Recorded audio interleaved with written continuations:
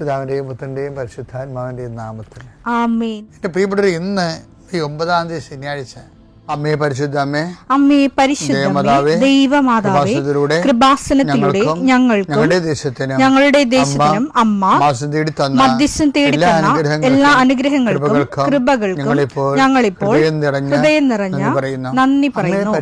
അമ്മേ പരിശുദ്ധമേ, ദൈവമാതാവേ, 2004 ഡിസംബർ 7 ഉച്ചകഴിഞ്ഞ് 2:30 കൃപാസനത്തിൽ സംഭവിച്ച അമ്മയുടെ പ്രത്യക്ഷപ്പെടലിനെ കുറിച്ച് തിരുസഭയ്ക്ക് സമർപ്പിച്ചിരിക്കുന്ന പഠനരേഖകളുടെ സഭാത്മകമായ പഠനം ആരംഭിക്കുവാൻ ഞങ്ങൾ പ്രാർത്ഥിക്കുന്നു.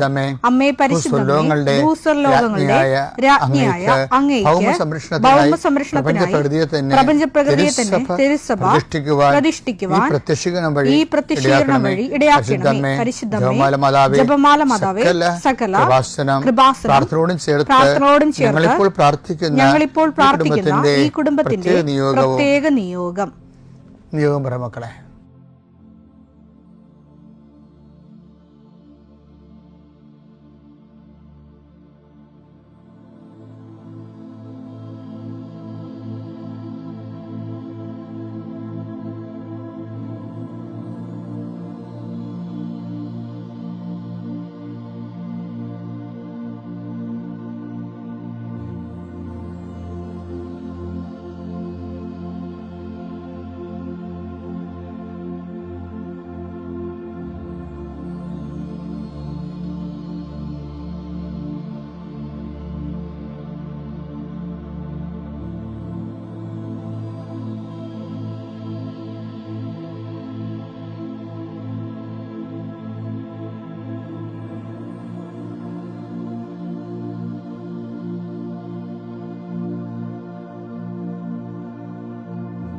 അമ്മയുടെ പ്രത്യക്ഷീകരണത്തിന്റെ ഈ അനുഗ്രഹവേളയിൽ ഞങ്ങൾക്ക് സാധിച്ചു തരുവാൻ കനിയണമേ.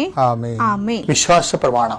സർവശക്തനായ പിതാവും ആകാശത്തിന്റെയും ഭൂമിയുടെയും സൃഷ്ടാവുമായ ദൈവത്തിൽ ഞാൻ വിശ്വസിക്കുന്നു. അവിടുത്തെ ഏകപുത്രനും ഞങ്ങളുടെ കർത്താവുമായ ഈശോമിശിഹായിലും ഞാൻ വിശ്വസിക്കുന്നു. ഈ പുത്രൻ പരിശുദ്ധാത്മാവിനാൽ ഗർഭസ്ഥനായി കന്യകാമറിയത്തിൽ നിന്ന് പിറന്ന് പൊന്തിയോസ് പീലാത്തോസിന്റെ കാലത്ത് പീഡകൾ സഹിച്ച് കുരിശിൽ തറയ്ക്കപ്പെട്ട് മരിച്ച് അടക്കപ്പെട്ട് പാതാളങ്ങളിൽ ഇറങ്ങി മരിച്ചവരുടെ ഇടയിൽ നിന്ന് 3-ാം നാൾ ഉയർത്ത് സ്വർഗത്തിലേക്ക് എഴുന്നള്ളി സർവശക്തിയുള്ള പിതാവായ ദൈവത്തിന്റെ വലതുഭാഗത്തിരിക്കുന്നു. അവിടെ നിന്ന് ജീവിക്കുന്നവരെയും മരിച്ചവരെയും വിധിക്കുവാൻ വരുമെന്നും ഞാൻ വിശ്വസിക്കുന്നു. പരിശുദ്ധാത്മാവിലും ഞാൻ വിശ്വസിക്കുന്നു. വിശുദ്ധ കത്തോലിക്കാ സഭയിലും പുണ്യവാന്മാരുടെ ഐക്യത്തിലും പാപങ്ങളുടെ മോചനത്തിലും ശരീരത്തിന്റെ ഉയർപ്പിലും നിത്യമായ ജീവിതത്തിലും ഞാൻ വിശ്വസിക്കുന്നു. ആമേൻ. സുഖസ്ഥനായ ഞങ്ങളുടെ പിതാവേ, അങ്ങയുടെ നാമം പൂജിതമാകണമേ. അങ്ങയുടെ രാജ്യം വരണമേ.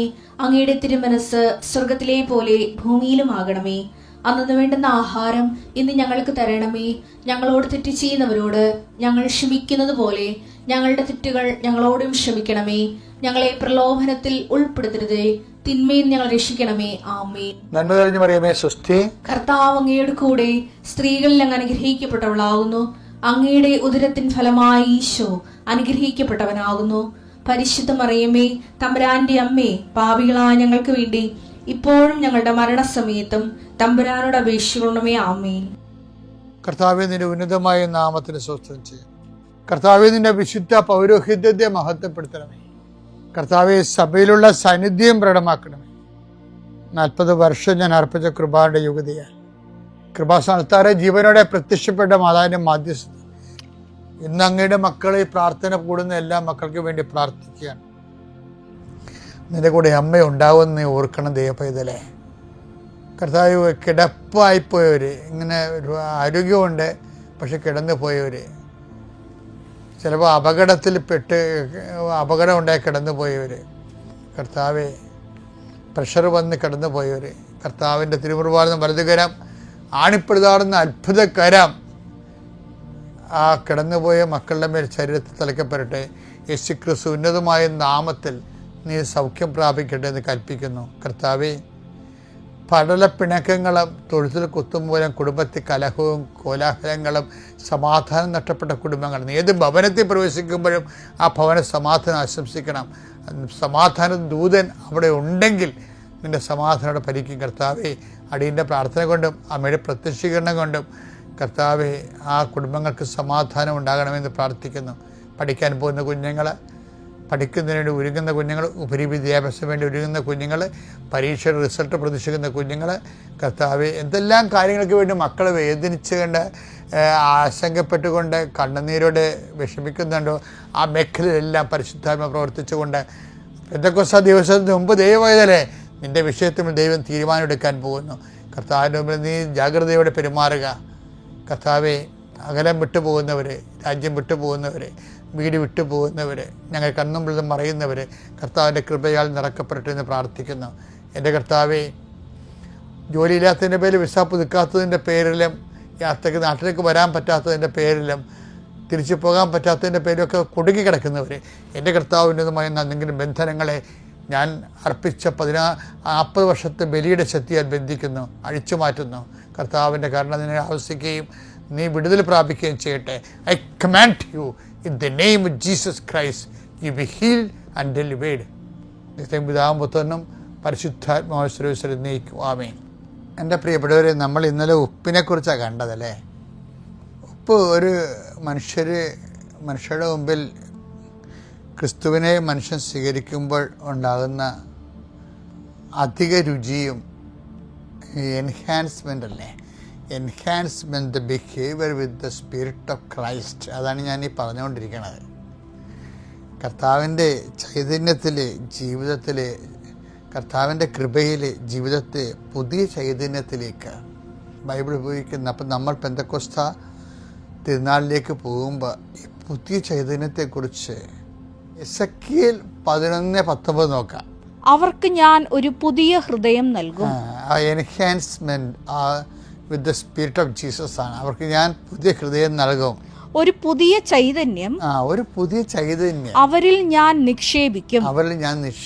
അവരുടെ ശരീരത്തിൽ നിന്ന് ശിലാഹൃദയം എടുത്തു മാറ്റി ഒരു മാംസള ഹൃദയം ഞാൻ കൊടുക്കും. അങ്ങനെ അവർ എന്റെ കൽപ്പനകൾ അനുസരിച്ച് ജീവിക്കുകയും, ഉടമ്പടിയാണത്, അവരെന്റെ കൽപ്പന അനുസരിച്ച് ജീവിക്കുകയും എന്റെ നിയമങ്ങൾ ശ്രദ്ധയോടെ പാലിക്കുകയും ചെയ്യും. അവർ എന്റെ ജനവും ഞാൻ അവരുടെ ദൈവവും ആയിരിക്കും. ഇതാണ് ഉടമ്പടിയുടെ ലക്ഷ്യം എന്ന് പറയുന്നത്. നമ്മൾ ദൈവത്തിൻ്റെ ജനമായി മാറും. പക്ഷെ ഇതെന്താ വെച്ചാൽ ഒരു ഡേ ടു ഡേ പ്രോസസ്സാണിത്. അനുദിന ജീവിതത്തിൽ ഇതിങ്ങനെ എല്ലാ ദിവസവും നമ്മുടെ ബിഹേവിയർ എൻഹാൻസ് ചെയ്യണം. നമ്മൾ രാവിലെയൊക്കെ ഇരുന്ന്, ഞങ്ങൾക്കൊക്കെ സമയം കിട്ടും പ്രാർത്ഥിക്കാൻ, നിങ്ങൾക്ക് കിട്ടുന്നുണ്ടെന്ന് അറിയത്തില്ല, അതൊക്കെ ലോകം ഉറക്കക്കാരല്ലേ. ഞാൻ 4 മണിക്ക് എഴുന്നിട്ട് കർത്താവിൻ്റെ അടുത്ത് 1.5 മണിക്കൂർ ഇരിക്കും. അപ്പോൾ നിങ്ങൾക്ക് അത്രയും പറ്റുമെന്ന് എനിക്കറിയത്തില്ല. എന്നാലും കുറച്ച് സമയത്തേക്കെങ്കിലും നമ്മൾ ഈ പ്രാർത്ഥിക്കണമല്ല, നമ്മളൊന്ന് ധ്യാനിക്കണം നല്ലതാണ്. എന്ത് ധ്യാനിക്കണതാ? അതായത് കർത്താവിൽ നമ്മൾ വളരുന്നുണ്ടോ എന്ന് നമ്മൾ ധ്യാനിക്കണം. കർത്താവിൻ്റെ കൽപ്പന നമ്മളിൽ നിലനിൽക്കുന്നുണ്ടോ? കർത്താവിനൊരു ഭയങ്കര നിർബന്ധമാണ് നിലനിൽപ്പിനെക്കുറിച്ച് എപ്പോഴും കർത്താവ് ഇങ്ങനെ ഭയങ്കര ആശങ്കപ്പെടുന്ന പോലെ തോന്നും. എൻ്റെ വചനം നിങ്ങൾ നിലനിൽക്കണം, നിങ്ങൾ എൻ്റെ സ്നേഹത്തിൽ നിലനിൽക്കുവേൻ. യോഹന്നാൻ 15:9. പിതാവ് എന്നെ സ്നേഹിച്ചതുപോലെ ഞാനും നിങ്ങളെ സ്നേഹിച്ചു. നിങ്ങൾ എന്റെ സ്നേഹത്തിൽ നിലനിൽക്കുവിൻ. ഞാൻ എന്റെ പിതാവിന്റെ കൽപ്പനകൾ പാലിച്ച് അവിടുത്തെ സ്നേഹത്തിൽ നിലനിൽക്കുന്നത് പോലെ നിങ്ങൾ എന്റെ കൽപ്പനകൾ പാലിച്ചാൽ എന്റെ സ്നേഹത്തിൽ നിലനിൽക്കും. ഇനി എന്റെ വചനം നിങ്ങൾ നിലനിൽക്കുകയും, അങ്ങനെയുണ്ട്. യോഹന്നാൻ 15:7. നിങ്ങൾ എന്നിൽ വസിക്കുകയും എന്റെ വാക്കുകൾ നിങ്ങളിൽ നിലനിൽക്കുകയും ചെയ്യുന്നെങ്കിൽ ഇഷ്ടമുള്ളത് ചോദിച്ചുകൊള്ളുക, ഇഷ്ടമുള്ളത് ചോദിച്ചു കൊള്ളുക, നിങ്ങൾക്ക് ലഭിക്കും. അതായത് ഈ കർത്താവിൻ്റെ ഒരു മൈൻഡ് സെറ്റ് ഭയങ്കര രസമാണ്. അതായത് നമ്മൾ ഈ കർത്താവിനോട് സ്വാതന്ത്ര്യം കാണിച്ച് ഇഷ്ടമുള്ള ചോദിക്കാനാണ് പറയണത്. അതിൻ്റെ ഉള്ളിൽ ഈശോ ഉദ്ദേശിക്കുന്ന സംഭവമേ, കർത്താവിൻ്റെ വചനം നമ്മളിൽ നിലനിൽക്കണം, നിങ്ങൾ എൻ്റെ സ്നേഹത്തിൽ നിലനിൽക്കണം. ഇപ്പോൾ ഈശോയുടെ ഒരു പ്രശ്നം എന്ന് പറയുന്നത്, ഇപ്പം നമ്മൾ ഇപ്പോൾ ഉടമ്പടിയൊക്കെ എടുത്തിട്ട് ചില ആൾക്കാർ അവിടെ മകന് ജോലി കിട്ടി കഴിയുമ്പോൾ അവർ കട്ടയും പടവും മടക്കും. അപ്പോൾ ഈശോയ്ക്ക് എന്നെ സങ്കടമാണെന്ന് അറിയാമോ എന്നും പറഞ്ഞ് നിങ്ങൾ വിചാരിക്കരുത് അച്ഛൻ നിങ്ങളെ കൃപാസനത്തിൽ ജീവിതകാലം മുഴുവൻ കെട്ടിയിടാൻ വേണ്ടിയാണെന്ന്. അതില്ല, നിങ്ങൾ കൃപാസനത്തിൽ വരും ആലപ്പുറത്തിനെ വരണമെന്ന് നിർബന്ധം ഞാൻ പറയത്തില്ല. പക്ഷെ നിങ്ങൾ ഉടമ്പടി ജീവിക്കണം. ഉടമ്പടി ജീവിക്കുക എന്ന് വെച്ചാൽ ദൈവത്തിൻ്റെ കൂടെ ജീവിക്കുക എന്നുള്ളതാണ്. ഇതിനൊക്കെ വലിയൊരു ഒരു ആത്മീയ പദ്ധതി ഇന്ന് വരെ സഭയിലില്ല. കാര്യം ബൈബിൾ മൊത്തം ഉടമ്പടി പുസ്തകം എന്നല്ലേ ബൈബിളിനെ വിളിക്കണത്. അപ്പോൾ എപ്പോഴും നമ്മൾ ശ്രദ്ധിക്കേണ്ടതെന്ന് വെച്ചാൽ ബിഹേവിയർ ചേഞ്ച്. ഇപ്പോൾ കർത്താവിൻ്റെ വചനത്തിൽ നമ്മൾ നിലനിൽക്കുമ്പോൾ നമ്മളിൽ ബിഹേവിയർ ചേഞ്ച് ഉണ്ടാകണം. കർത്താവിൻ്റെ സ്നേഹത്തിൽ നിലനിൽക്കുമ്പോൾ നമ്മളിൽ പെരുമാറ്റത്തിൻ്റെ അകത്ത് ഗുണനിലവാരമായ ഒരു മാറ്റം ഉണ്ടാകണം. ശരിയൊക്കെ പറയുവേ, എനിക്ക് പണ്ട് ഈ ധർമ്മക്കാരെ കാണുമ്പോൾ അറപ്പായിരുന്നു. ഞാനിങ്ങനെ ആൾക്കാരുടെ ഉടുപ്പൊന്നും എടുക്കത്തില്ല. ഇപ്പം ചില കുട്ടികളാകുമ്പോൾ കണ്ടിട്ടില്ലേ, ഇപ്പം ഞങ്ങളൊക്കെ കുഞ്ഞുനാളൊക്കെ പഠിക്കുന്ന സമയത്ത് ചില പിള്ളേർ വീട്ടിൽ നിന്ന് അവർ പറഞ്ഞു വിട്ടിട്ടുണ്ടായിരിക്കും, വേറെ ആരും മുട്ടത്തില്ല. അവരിങ്ങനെ മാറ്റി തള്ളി മാറ്റിയിട്ട് അവർ മാറി നിർത്തി നടുക്ക് സ്ഥലം ഇടിയിക്കും. ചില അമ്മമാർ മക്കളോട് പറയും, നിങ്ങൾ മറ്റു പിള്ളേരുടെ ഒന്നും പോകരുത്, അവർ ചീത്തയാണ്, അവർ സംസാരിക്കരുത് എന്നൊക്കെ പറഞ്ഞ് വളർത്തും. അതുപോലെ തന്നെ ആയിരിക്കും അത്. എന്ന് വെച്ച് കഴിഞ്ഞാൽ അവർ വളർന്നു കഴിഞ്ഞാൽ ആ നാട്ടുകാരുമായിട്ട് ഒരു ബന്ധം ഉണ്ടാകത്തില്ല.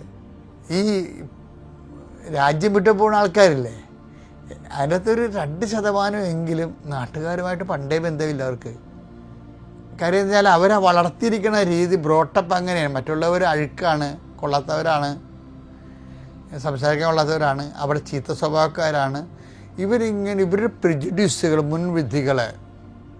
മുൻവിധികൾ കുട്ടികളെ പറഞ്ഞിട്ട് അവരിങ്ങനെ ഈ അന്തർമുഖരാകും മറ്റുള്ളവരോട് മുമ്പിൽ. അതിങ്ങനെ വളർന്നു കഴിഞ്ഞാലും ആ ഒരു മാനസിക രോഗം നമുക്കുണ്ടാകും. എപ്പോഴും നമ്മൾ ശ്രദ്ധിക്കണം. ആൾക്കാർ നിങ്ങളെ മിണ്ടിലെ കുഴപ്പമില്ല, ചില ആൾക്കാരെ കൊള്ളത്തില്ലെന്ന് പറഞ്ഞ് പഠിപ്പിക്കരുത് ഒരിക്കലും. ഉടമ്പടിയിൽ ചില ആൾക്കാർ പരാജയപ്പെടുന്നത് എന്തുകൊണ്ടാണ്?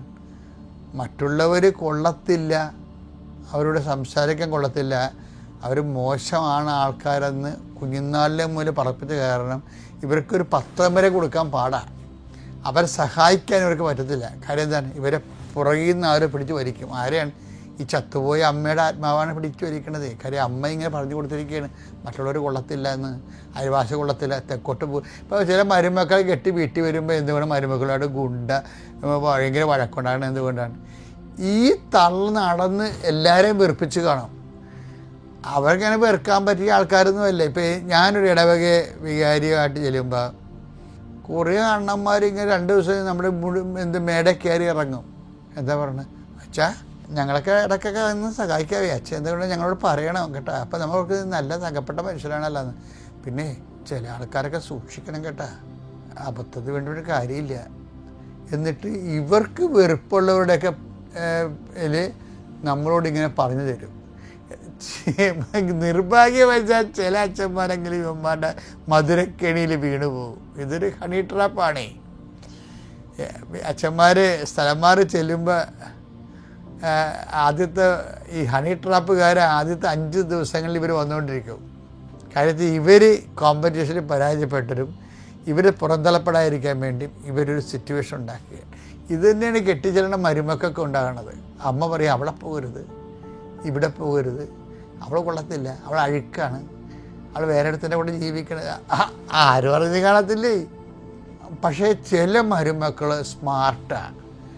അവർ പറയും അത് നിങ്ങളോട് അങ്ങനെയൊക്കെ പെരുമാറാമായിരിക്കും, എനിക്ക് അങ്ങനെയൊന്നും പറ്റത്തില്ല, മനുഷ്യരോട് സംസാരിക്കാതിരിക്കാനൊന്നും പറ്റത്തില്ല. അപ്പം നിങ്ങൾ ആൾക്കാരെ ഇടപെട്ട് കഴിയുമ്പോൾ നിങ്ങൾക്ക് മനസ്സിലാവും എന്തൊരു തങ്കപ്പെട്ട മനുഷ്യരാണെന്ന്. മനുഷ്യൻ ബേസിക്കായിട്ട് നല്ല ആൾക്കാരാണ്. നമ്മൾ പെരുമാറുന്ന പോലെ ഇരിക്കും അവർക്ക് നമുക്ക് റെസ്പോൺസ് കിട്ടുന്നത്. ഞാനിപ്പോൾ ഈ രോഗമൊക്കെ വന്നതിന് ശേഷം ഞാനിപ്പോൾ എനിക്ക് ടൈറ്റായി വെച്ചാൽ കിഡ്നിയുടെ രോഗമൊക്കെ വന്നതിന് ശേഷം ഞാൻ ഇത്തിരി ടൈറ്റായി. ഇപ്പോഴാണ് ഞാൻ കുറച്ച് ഡിസിപ്ലിൻ എടുക്കുന്നത്. പണ്ട് ഞാൻ രാവിലെ മുതൽ രാത്രി 9 മണി വരെ ആൾക്കാർ നിന്ന് കാണുമായിരുന്നു. അതിൻ്റെ ഒരു കൃപയാണ് എനിക്കിപ്പോഴും കർത്താവ് തന്നിരിക്കണത്. ഇപ്പം നമുക്ക് സെലക്റ്റീവ് ആയിപ്പോയില്ലേ. സെലക്റ്റീവ് എന്നല്ല, ഇപ്പം എന്താ നമ്മൾ ചെയ്യണത്, ഏറ്റവും ഇന്നാണ് ഉടമ്പെടുക്കണമെങ്കിൽ ഇന്നച്ഛൻ കാണും ആൾക്കാരാണ്. പക്ഷേ മോസ്റ്റ് സീരിയസ് വിഷയമായിരിക്കണം, ഇതൊക്കെ ഉണ്ടായിരിക്കണം. അത് ന്യായമായ ഒരു കാര്യമാണ്. അപ്പം ആരും കാണാതിരിക്കത്തില്ല ഒരിക്കലും. ഞാൻ പറഞ്ഞു ഇങ്ങനെയാണ്, ആരെക്കൊണ്ടും മുൻവിധി എടുത്ത് റിസർവ്ഡ് ആകരുത്. മുൻവിധിയോടുകൂടി ജനമെല്ലാം ബേസിക്കായിട്ട് നല്ലവരാണ്. എല്ലാവരും നമ്മൾ പെരുമാറുന്ന പോലെ ഇരിക്കും. അപ്പം അതുകൊണ്ട് നിങ്ങളിൽ ഉപ്പുണ്ടായിരിക്കട്ടെ എന്ന് ഈശോ പറഞ്ഞില്ലേ. ഉടമ്പടി എന്ന് പറഞ്ഞാൽ എൻഹാൻസ്മെൻറ്റ് ബിഹേവിയറാണ്. എല്ലാവരുമായിട്ട് പുതിയ റിലേഷൻസ് ഉണ്ടാവുക, പുതിയ ആൾക്കാരുമായിട്ട് നന്മ. തിന്മ വരുമ്പോൾ നമുക്കറിയാൻ പറ്റില്ല, അപ്പോൾ നമ്മൾ അറിയാൻ മതിയല്ലോ അല്ലേ. ഒരു ഓലമടൽ മുകളിൽ നിന്ന് വരണ മുമ്പ് ഒരു സ്വരം കേൾക്കുമല്ല, അപ്പോൾ നമ്മൾ മാറും, അത്രയേ ഉള്ളൂ. അതുപോലെ തിന്മ ആരെങ്കിലും വരുമ്പോൾ നമുക്കറിയാൻ പറ്റുമല്ലോ. അല്ലാതെ തോലമടൽ വരണേന്ന് പറഞ്ഞുകൊണ്ട് എപ്പോഴും തലയിൽ ഇങ്ങനെ കൈയും പൊത്തി നടക്കേണ്ട കാര്യമില്ലല്ല. അപ്പോൾ ആവശ്യമില്ലാതെ പേടിക്കാതിരിക്കുക. ക്രിസ്തു നമ്മുടെ കൂടെയുണ്ട്. Praise the Lord.